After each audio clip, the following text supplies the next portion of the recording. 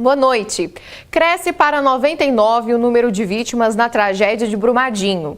Empresa brasileira de serviços hospitalares, EBSER, tem novo presidente. O Brasil perdeu mais de 146 bilhões de reais para a pirataria em 2017.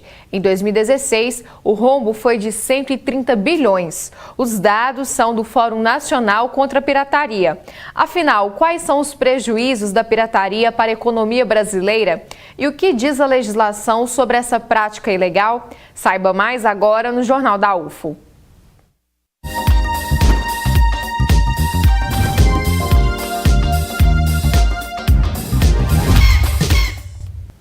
Nesta sexta-feira, completa uma semana do rompimento da barragem da mineradora Vale. O fato ficou conhecido como Tragédia de Brumadinho. Até o momento dessa edição, o número de mortos é 99, sendo 57 identificados. 257 pessoas estão desaparecidas, 192 resgatadas, 395 estão localizados e 176 dessas pessoas estão desalojadas. Oswaldo Ferreira é o novo presidente da Empresa Brasileira de Serviços Hospitalares, EBSER. A cerimônia de posse foi realizada hoje pela manhã no auditório do Ministério da Educação, MEC, em Brasília. O reitor da Universidade de Uberlândia, Valder Steffen Júnior, marcou presença na solenidade. Vamos então ao tema do Jornal da UFO de hoje. Segundo o relatório da Muso, uma consultoria britânica que rastreia o crescimento da pirataria na internet, o Brasil é o quarto país com maior consumo de conteúdo ilegal no mundo. Fica atrás apenas da Índia, Rússia e Estados Unidos. Os filmes e séries piratas que estão online ou em DVDs podem trazer prejuízos econômicos e afetam o mercado de trabalho. Mas os serviços de streaming, que oferecem esses produtos de maneira legal, vêm crescendo. Filmes, séries, músicas de várias partes do mundo. Bastam alguns cliques e o pagamento por mês para acessar o que o universo dos streamings tem a oferecer. Em abril do ano passado, essa plataforma de filmes, séries e documentários chegou a mais de 118 milhões de assinantes. Este streaming de música ultrapassou os 83 milhões de assinantes pagos em 2018. Eu uso mais o Deezer, o Spotify também, e a Netflix. Só que eu acho o conteúdo muito fraco na Netflix. Aí a gente precisa, às vezes tá enjoado, e vai vendo, não encontra nada, entendeu? Eu, particularmente, assisto bem raramente, né? Mas a família assiste, né? E eles preferem a plataforma do que televisão, essas coisas. Então é para isso que eu tenho. Hoje tem, por mais que todo mundo conhece as redes de streamers, eu normalmente ainda procuro descobrir qual é o filme que está em lançamento, quais quem está comentando mais, enfim, qual que tem um rate bom. E aí acabo ainda usando os meios tradicionais de ir num cinema, de acompanhar dessa forma. Tenho um pouco utilizado ainda as redes de streamers tão famosas hoje. Esses serviços ajudam a diminuir o consumo de pirataria, é o que diz uma pesquisa que ouviu mais ou menos 1.500 brasileiros. 60% dos entrevistados disseram que já consumiram conteúdo pirata. Desses, 80% contaram que esse consumo diminuiu desde que começaram a usar serviços de streaming. Mas ainda existem na internet serviços piratas de filmes e séries, por exemplo, para assistir online ou baixar de graça. Quando dá, assim, nem todos os filmes dá para baixar, né? Nem todos dá para você encontrar, mas os que dá para encontrar dá para baixar. Segundo documentos sobre o impacto da produção audiovisual no Brasil, feito com o apoio do Sindicato Interestadual da Indústria Audiovisual, pirataria audiovisual é a apropriação, reprodução e utilização de obras protegidas por direitos autorais sem autorização. Ainda segundo o documento, esse tipo de pirataria pode acontecer de 3 jeitos: vender DVDs piratas em lojas ou por meio dos vendedores ambulantes, disponibilizar download de filmes e séries online, consumir e compartilhar estes produtos, seja online ou em DVD. A pirataria audiovisual, ainda segundo o documento, também traz prejuízo para o mercado de trabalho.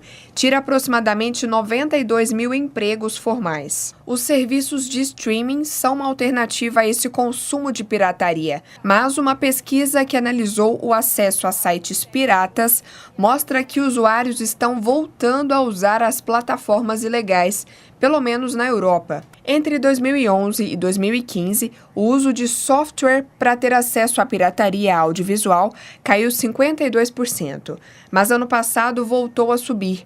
Em 2011, 60% dos envios de arquivos aconteciam em softwares de torrent. Em 2015, caiu para 21% esse número. No ano passado, alcançou os 31%. Um dos principais motivos do aumento é que cada vez mais surgem novos serviços de streaming que restringem seus conteúdos. Então, para ter acesso a uma variedade de filmes e séries, usuários precisariam assinar vários deles. Quem não quer pagar por todos acaba, às vezes, optando pela pirataria. Para falar então sobre o assunto, nós convidamos a Laine Souza, que é advogada e especialista em crimes virtuais. Laine, boa noite, obrigada pela presença. Obrigada a você. E também aqui ao meu lado está o Ediermes Coelho, ele é professor da Faculdade de Direito da Universidade Federal de Uberlândia. Boa noite, professor, bem-vindo. Boa noite, prazer estar aqui. Professor Ediermes, vamos primeiro explicar para o pessoal de casa o que é pirataria, como conceituar pirataria? Bom, a pirataria tem que ser dividida em dois níveis. Primeiro, a pirataria enquanto a usurpação de uma marca com a produção de objetos falsificados, produtos os mais diversos, que vão de um tênis a um aparelho eletrônico, cigarros, etc., que são feitos de maneira clandestina e, portanto, usurpam todos os direitos atinentes ao detentor daquela marca. E há a pirataria audiovisual, que é mais complexa, tanto na sua forma quanto na sua apuração, que é aquela que envolve a usurpação em relação aos direitos autorais, quanto a músicas, filmes e toda uma série de outras produções audiovisuais. Certo, Laine. Nesse caso, vamos falar primeiro desse segundo tipo de pirataria audiovisual. Por que às vezes, quando a pessoa vai comprar uma mercadoria, no caso física, ela tem aquela percepção que é pirata, mas talvez na internet, mesmo sabendo, as pessoas talvez não tenham tanto essa sensação de que podem ser punidas. Explica pra gente esse uso, a licença de uso, como que ela funciona? É o seguinte, quando você vai numa loja, você adquire uma mercadoria, assim, pela qualidade da mercadoria, pela forma gráfica e etc. que tem ali, você percebe se a qualidade ela é boa ou ruim. Quando a qualidade ela é boa, você tem aquela noção, aquela percepção de que aquilo deve ser o original. E geralmente vem a nota fiscal e tudo mais. Na internet não, quando você começa a lidar, comprar essa propriedade intelectual, onde você acessa pela internet apenas, como por exemplo um livro, uma música, um filme, esse tipo de produto, você tem acesso àquele conteúdo apenas, você não compra ele mais como você fazia antes, você não compra mais o livro, você tem acesso. E quando você tem esse acesso, nem sempre é fácil identificar se aquele site da onde você está comprando a licença de uso, se aquele site ele é legalizado ou não. E o que é ser legalizado nesse caso desse tipo de produtos intelectuais? É se está pagando os devidos royalties, as devidas licenças para os autores, para quem produziu. Então, é isso que identifica se é legalizado ou não. Então, é muito difícil a gente conseguir identificar, a gente como usuário final, saber se aquele site realmente está legalizado ou não. E no caso, por exemplo, que se a pessoa, doutora Ediermes, assistir séries ou filmes nesses sites que talvez não são registrados, né, como plataformas de streams conhecidas, a pessoa pode sim ser punida? O que pode acontecer? Tá, existem duas situações diferentes. Uma coisa é eu acessar um determinado conteúdo em um site que hipoteticamente seja ilícito. Esse acesso, ele em si não configura um crime. Mas quando eu trago para mim, faço download, por exemplo, de um bloco de músicas de um desses sites que já o fez de maneira ilícita, esse meu ato também é, em tese, um ato de ilicitude. Qual é a grande dificuldade disso? é a dificuldade comprobatória. Não obstante isso, existem alguns canais que possibilitam chegar aos chamados sites derivados. Existe um site matriz que vai criando sites derivados. Nós tivemos agora no mês de janeiro uma grande operação na Polícia Federal que desmantelou um dos principais sites de pirataria audiovisual de maneira geral. E o detalhe interessante é que existia uma sede de atuação e existiam mais 5 outros sites razoavelmente bem estruturados e outros pequenos sites vinculados a eles. Percebam, uma rede que vai multiplicando a pirataria. Pessoas, então, envolvidas em redes como estas também, então, Sim. caso Sim. correm risco, Os retransmissores, né? tanto que todos sofrer sanções. houve enquadramento daqueles que já foram identificados nos sites principais e a Polícia Federal está realizando uma investigação para poder verificar até onde consegue demonstrar que houve esta reprodução encadeada. Isso aí é interessante, por quê? Porque às vezes a gente pensa, produto pirata na internet é aquele que você acessa gratuitamente. Tá ali num site, é gratuito, eu pego e baixo. Mas nem sempre. Isso. Hoje, eles são tão especializados que eles criam sites de comércio, de venda mesmo desse produto, dessa produção intelectual, cobram mensalidade do usuário final. Então, o usuário final, às vezes, ele acredita que aquilo é legalizado, mas infelizmente não é. Que era o procedimento desse site, mãe, e dos seus sites derivados. Havia um cadastro, 140 mil pessoas cadastradas, salvo o melhor juízo, muito, no Brasil inteiro. Era realizado um cadastro. A pessoa fazia o pagamento de uma taxa para ter acesso ao site e dava para o usuário, em tese, uma aparência de ilicitude. Então, por isso que o usuário, em tese, pode não estar realmente cometendo diretamente nenhuma ilicitude de maneira intencional. O que se pode discutir é que alguns casos são casos muito rudimentares nessa pirataria audiovisual e o indivíduo ele, tem que ter o cuidado, a prudência, mas ainda assim, sob o ponto de vista jurídico, você não consegue caracterizar uma ilicitude propriamente dita. É uma situação difícil, né, e delicada, doutora Elaine. Para quem está nos assistindo, quais as dicas que você daria para essas pessoas para tentar, então, identificar o que ali é um site lícito ou não? Primeira coisa, tenta identificar, veja se aquela empresa é realmente constituída, veja se tem um CNPJ, está registrado na Receita Federal, tenta pedir notas fiscais da prestação de serviço, você tenta minimizar, nesses casos, uma eventual aquisição de um produto pirata. Mas, mesmo assim, ele é muito frágil. Por quê? Porque, às vezes, a empresa pode estar legalmente constituída, ela pode estar te emitindo, sim, a nota, mas ali por trás, nos bastidores, ela não está fazendo esse repasse dos royalties necessário. Então, é complicado. Mas você já com a nota fiscal, você começa a se preservar como consumidor, como usuário final. Então, você não vai ser punido por isso, porque você se preservou. Agora, se você vai num site onde você não tem uma nota fiscal, o site não é uma empresa ali reconhecida, então você já tem indícios de que aquilo ali é uma pirataria. E se você já tem esse indício, já tem essa suspeita, e se você mesmo assim acessa aquele conteúdo, baixa o conteúdo ou replica, você está cometendo crime. Certo, daqui a pouco então a gente volta com a nossa conversa.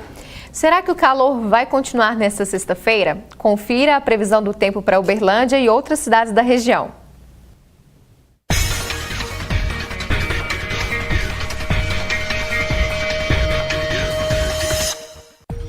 A sexta-feira em Uberlândia chega quente, com sol e poucas nuvens. As temperaturas ficam entre 21 e 32 graus. Pegue a garrafa de água e o protetor solar, porque a sexta-feira será quente em Ituiutaba. O dia tem sol e poucas nuvens, mínima de 21 e máxima de 36 graus. Dia quente também em Patos de Minas, com sol entre nuvens, temperaturas entre 18 e 34 graus. Monte Carmelo tem a sexta-feira com sol entre nuvens e temperaturas altas, mínima de 21 e máxima de 33 graus. Sexta com temperaturas altas em Araxá, mínima de 21 e máxima de 34 graus. A pirataria no Brasil é fiscalizada? Você vai saber mais detalhes depois do intervalo. Enquanto isso, você pode enviar para a gente as suas perguntas. O nosso WhatsApp é 996397880. Vou repetir o número, anota aí. 996397880. Ou então você pode enviar suas dúvidas pelo Facebook e Instagram da TV Universitária. Não saia daí, nós voltamos já.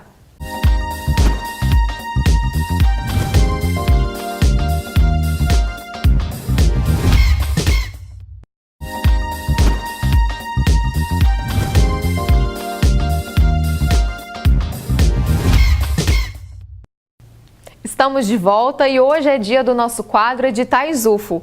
Você sonha em trabalhar como servidor público? Então confira algumas oportunidades.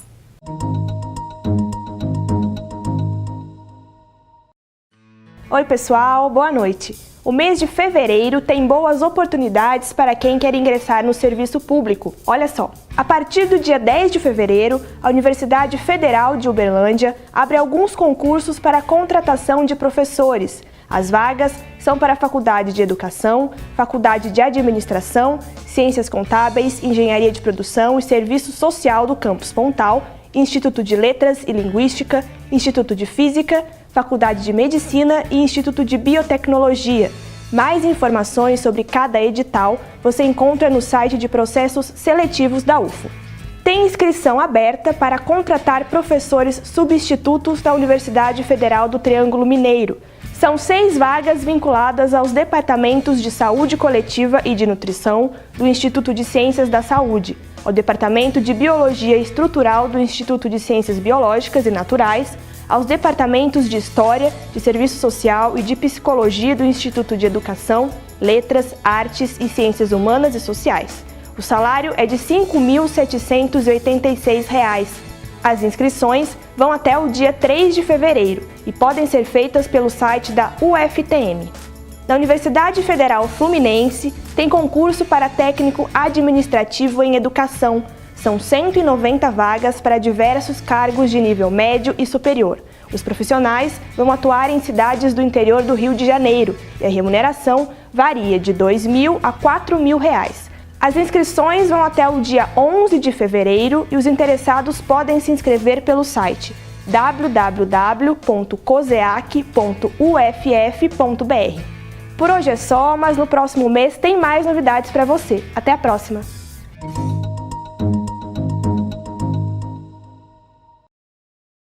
No primeiro bloco, nós conversamos sobre pirataria audiovisual e um outro tipo é a pirataria física, material. É isso mesmo, doutor? Isso. Na realidade, nós temos 2 grandes níveis, que são as violações de marca e falsificação de objetos, que envolve todos os produtos físicos possíveis, e um outro meio, que é virtual, em que a pirataria audiovisual é a grande faceta, é realmente o grande problema que se tem. Essa pirataria física, material, vamos assim chamar, ela é interessante. No primeiro bloco nós trouxemos um dado, só em 2017, mais de 146 bilhões de prejuízo para a economia brasileira por conta desse tipo de pirataria. Como lidar com isso? É extremamente problemático porque nós temos uma rede de possíveis falsificações. Então pensemos, produção de tênis com determinadas marcas que são marcas de renome internacional e que grande fluxo. Você tem hoje uma dificuldade muito grande de fazer o controle daqueles bens que realmente são ou não são originais. Porque nós temos hoje, tecnologicamente, condição de fazer uma produção muito semelhante em termos visuais. E o cliente comum, o usuário comum, ele não vai ter esse discernimento técnico. Me parece que o único caminho é realmente um trabalho muito específico de investigação constante dos órgãos estatais. Não existe outro caminho, a meu juízo. Por quê? Porque as instituições privadas, aquelas que envolvem as diversas unidades empresariais, não têm a estrutura necessária para fazer fiscalização, acompanhamento e, com isso, depois a eventual investigação das situações. Então, os órgãos oficiais, especialmente os órgãos policiais, que têm que trabalhar em cima disso. Certo. Laine, como que as pessoas também podem reconhecer, né, se elas estão sendo alvo dessa compra de mercadorias piratas? Porque nós sabemos que tem locais específicos, mas isso pode estar em toda parte? Sim, é muito difícil para o usuário final saber se aquele produto é pirata ou não. Por quê? Às vezes a gente pensa assim, um produto pirata é aquele que a gente compra no camelódromo. Então eu vou no camelódromo, tal, é pirata. Com certeza é pirata. Não. Às vezes no camelódromo tem produtos que são originais. tem as notas fiscais, tudo certinho, paga os royalties certinho. Então não é por estar no camelódromo que é pirata. Ou outras pessoas acham, eu vou no shopping, porque no shopping ali com certeza os produtos originais, tem as grandes marcas ali. Só que por incrível que pareça, até mesmo essas grandes marcas, essas lojas dentro do shopping, elas também vendem produtos piratas. A qualidade ela é tão boa dessas mercadorias que o usuário final ele não sabe identificar. Precisa-se de uma perícia, então tem que se aprender aquele produto, fazer uma perícia e verificar se tem um contrato com o detentor dessa marca, que é geralmente marcas mundiais, seja de cunho esportivo, seja de desenhos animados, etc. Então são várias marcas, eu tenho que verificar se tem esse contrato que autoriza o uso da marca naquelas mercadorias. E nem sempre isso tem. E para o usuário final, não tem como ele saber se é original ou não. Certo. É possível, então, encontrar casos de pirataria em diversos setores da economia e em vários produtos. Como é feita a fiscalização? Você vai saber agora na reportagem. De cada 10 brasileiros, 3 confirmam consumir produtos piratas. O preço mais baixo leva 96% dessas pessoas a consumir pirataria. Na rotina de trabalho da 9ª Região da Polícia Militar em Uberlândia, alguns produtos são mais comuns. CDs, DVDs piratas, jogos eletrônicos. Tem alguns casos também, né, de materiais, né, tênis, bolsas, vestimentas. Né, então são vários os casos, né, de pirataria que a gente tem deparado. Segundo o Fórum Nacional contra a Pirataria, em 2016, o Brasil perdeu 130 bilhões de reais com a pirataria. Em 2017, o valor subiu para mais de 146 bilhões. O setor mais prejudicado em 2017 foi o de vestuário, seguido pelo de cigarro, óculos e TVs por assinatura. Segundo o major da Polícia Militar, a venda de produtos piratas pode acontecer em diferentes locais. Não tem um local específico, até mesmo porque, pelo fato de ser um produto irregular, né, eles não ficam fixos no local. Então a gente observa eles transitando na rua, oferecendo em bares, lanchonetes, locais onde tem uma movimentação de pessoas, em feiras, né, às vezes até mesmo no próprio camelódromo. Né, pode ser que a gente observe isso aí, não quer dizer que todos os vendedores lá trabalham com isso, né, mas é comum a gente observar, principalmente aqueles ambulantes, né, que não trabalham fixo, né, que tem condições de recolher o material rápido e evadir. É uma questão delicada também, né? Porque hoje, infelizmente, nós vivemos período de crise, aumento do desemprego. Como que entra a pirataria nesse contexto, professor? Bom, aí as duas faces, né? Um é aquele indivíduo que recorre a esse modo de trabalho, esse modo de sustento, esse modo de vida, por uma questão de necessidade, quer dizer, está desempregado ou dificuldade qualitativa do emprego, tem que completar a sua renda, e é um mecanismo bastante fácil para ele fazer esse tipo de atividade sem grandes burocracias, né? E o outro é o cidadão que busca o produto mais barato a qualquer instância. Por quê? Nós temos alguns dados muito interessantes do ponto de vista histórico-econômico. À medida que um país consegue ter um nível de renda média da população crescente, há uma tendência de diminuição das produções e compras clandestinas. À medida que nós temos situações como a realidade atual, de triplicação do desemprego num período de 5 anos, de crise econômica, a tendência é exatamente contrária, porque a pessoa vai procurar o produto mais barato. E os produtos piratas, independente de ser pirateria material ou virtual, como não vem a ter o pagamento dos devidos tributos e muito menos dos direitos autorais a quem deveriam ser pagos, eles acabam tendo, via de regra, uma vantagem concorrencial muito grande. Então, com isso, o cidadão que está num contexto econômico de dificuldade vai buscar o preço mais barato. A tendência natural é essa, nessa realidade momentânea. E como é feita hoje a fiscalização da pirataria no Brasil, na sua opinião?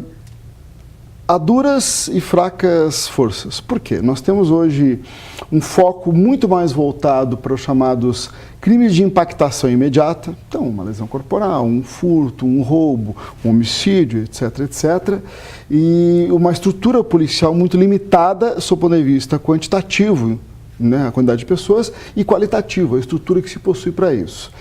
Ainda que nós tivéssemos uma estrutura policial adequada para poder cobrir todo o espectro de possíveis crimes que envolvem pirataria, nós teríamos ainda que lidar com uma outra questão, que é desenvolver um fluxo bastante grande de atividades constantes de fiscalização.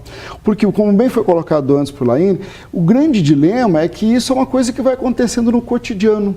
Então, ou você tem uma fiscalização constante, que consegue observar isso no cotidiano das pessoas nos diversos locais do país, ou você acaba não tendo nada que seja eficiente. Esse é o dilema. É um grande dilema, né, Laine? E como que fica, doutora Laine, essa questão de, por exemplo, da punição? A pessoa pode ser presa, paga multa? Sim, a pirataria, ela é um crime e a pessoa pode pegar de 3 meses até 4 anos, dependendo da agravante ali desse crime. Além das indenizações por danos morais, danos materiais, perdas e danos que aquela marca, o detentor daquela propriedade intelectual, ele venha sofrer. Só que é interessante verificar essa questão econômica do país, porque em alguns setores a pirataria já começou a virar negócio para as próprias empresas titulares, como por exemplo a de TV por assinatura. Então, a TV por assinatura sabia que eu tinha uma pessoa que adquiria, né, o serviço e ela compartilhava o serviço com algum grupo de amigos. Então, eles começaram a criar os pontos adicionais em que cobra uma pequena taxa, aumenta pouco o valor daquele serviço e várias pessoas conseguem ter acesso.